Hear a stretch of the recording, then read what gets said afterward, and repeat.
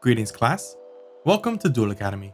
Professor Rivas here, and this will be the first lesson of your second class in your Obelisk Blue term, Staples and Siding, Staples 1.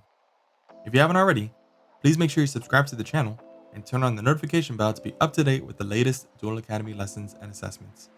So without further ado, get your deck, get your game on, and let's get started. In this course, duelists will learn about the different types of staples in the game of Yu-Gi-Oh! And their uses. They will also utilize this knowledge to efficiently side for games 2 and 3 in a match. Before we dive into different types of staples, we need to understand what a staple is. A staple is a card that is considered so splashable that it's included in almost any deck the owner chooses to construct. There are staples that are timeless and have been around for ages, still seeing play today. Then there are staples that are relevant for particular formats. Let's take a look at staples that amass hand advantage. We'll begin with the OG pot card, Pot of Greed. Although it's been forbidden for some time now, we can't talk about the Pot series without mentioning the first card of the series. Pot of Greed simply states, draw 2 cards, a free +1 with no drawbacks whatsoever. It's because of the lack of drawbacks that put this card on the forbidden list and kept it there to this day. Now let's focus on some hand advantage cards that aren't forbidden, such as Pot of Duality, Pot of Desires, Pot of Extravagance, and Pot of Prosperity. These cards are staples in their respective type of decks. Pot of Duality allows you to excavate the top 3 cards of your deck and add one of them to your hand. However, you cannot special summon the turn you activate it. This is a staple for decks that don't focus on special summoning. Pot of Desires allows you to banish 10 cards from the top of your deck, face down, to allow you to draw 2 cards. This card is a staple for decks that run full playsets of the cards in their main deck, not worrying too much about banishing cards. Pot of Extravagance allows you to draw 1 to 2 cards, depending if you banish 3 to 6 random cards face down from the extra deck. This is a staple for decks that have little to no use for their extra deck.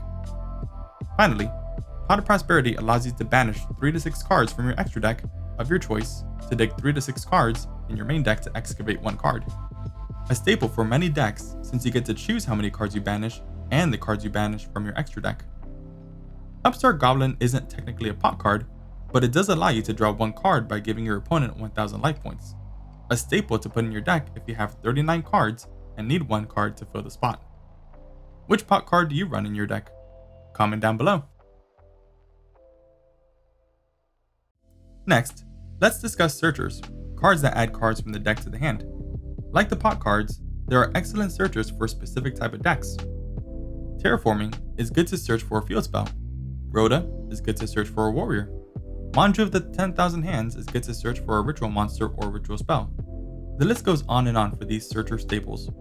There is one searcher staple that can get you any card in the deck as long as you're able to wait a couple of turns, and that is Goat Sarcophagus. This allows you to banish 1 card from your deck face up and add it to your hand after the second standby phase. Next, let's discuss grave manipulation. There are many cards that are advantageous in the graveyard in the game of Yu-Gi-Oh!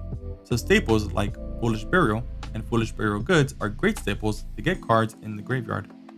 Foolish Burial focuses on sending 1 monster from the deck to the graveyard, while Foolish Burial Goods focuses on sending 1 spell or trap from the deck to the graveyard.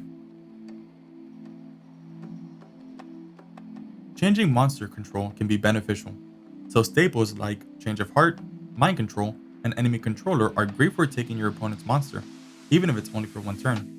Which is fine because changing a monster's control is mainly used to get rid of a threat by using the stolen monster as fodder for some type of special summon, like a Fusion Summon, Synchro Summon, Exceed Summon, or Link Summon.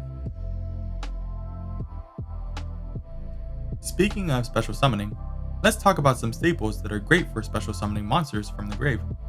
The main staples that come to mind are Monster Reborn and Call of the Haunted.